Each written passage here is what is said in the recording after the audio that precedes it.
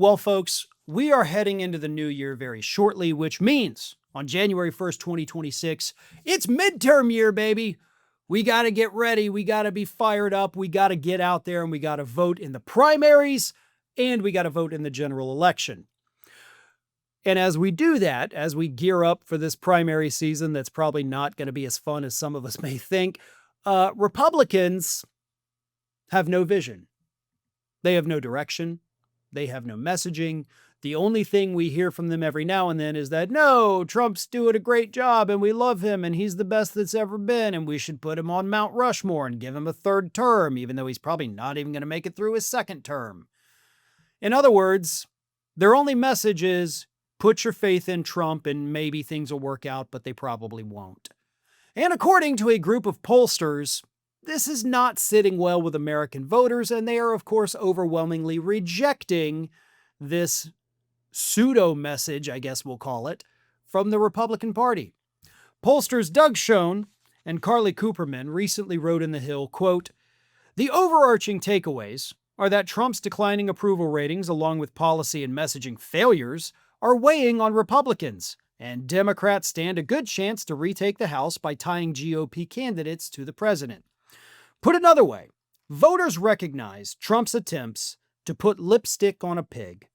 With the power of his words increasingly losing effectiveness, if he cannot show genuine progress, voters will continue turning away from the Republicans.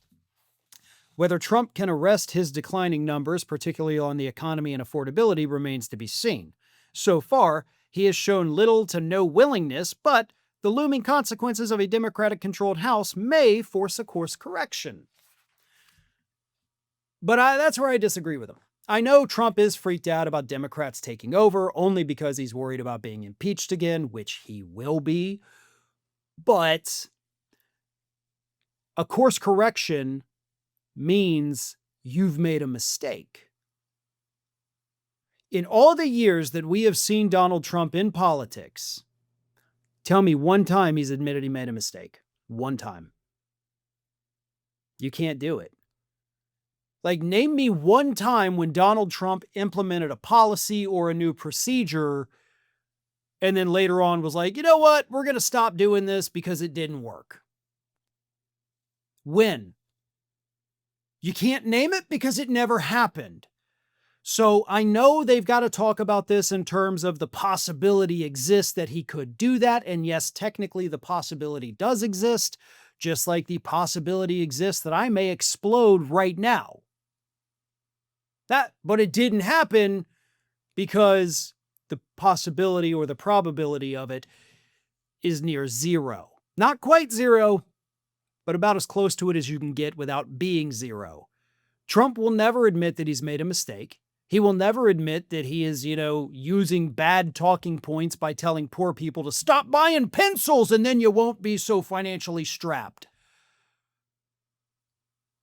But the Republicans, the rest of them, are doing nothing to counter that. They're doing nothing to correct it. They're doing nothing to assure voters that they do understand that the economy is terrible and that their policies are not working. Republican policies, when put into practice, do not work. They simply do not. For my entire lifetime, we have lived in this on-again, off-again cycle of Republican trickle-down economics. And every single time they implement it, we end up in a recession. Every time, without exception, we end up in a recession. Every recession that has occurred in my lifetime began under a Republican president enacted the policies of a Republican-controlled legislative branch. Republicans are failures. Republicans don't know how to lead or govern in any way. All they know how to do is cut taxes for the wealthy elite and screw over the rest of us. Some of us picked that up really early on in life. We realize that. Others, they've taken a few decades to come around to it, but they are finally coming around to it. So if Republicans go out there this coming year and they try to tell voters that we passed the one big beautiful bill,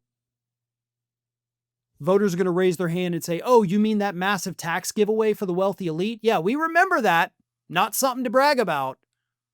And at that point, the Republican Party has nothing else to talk about because they don't have a single idea in their collective heads. Thanks for watching, and if you are not already subscribed to the channel, please do so, and do not forget to like and comment and share widely among your friends.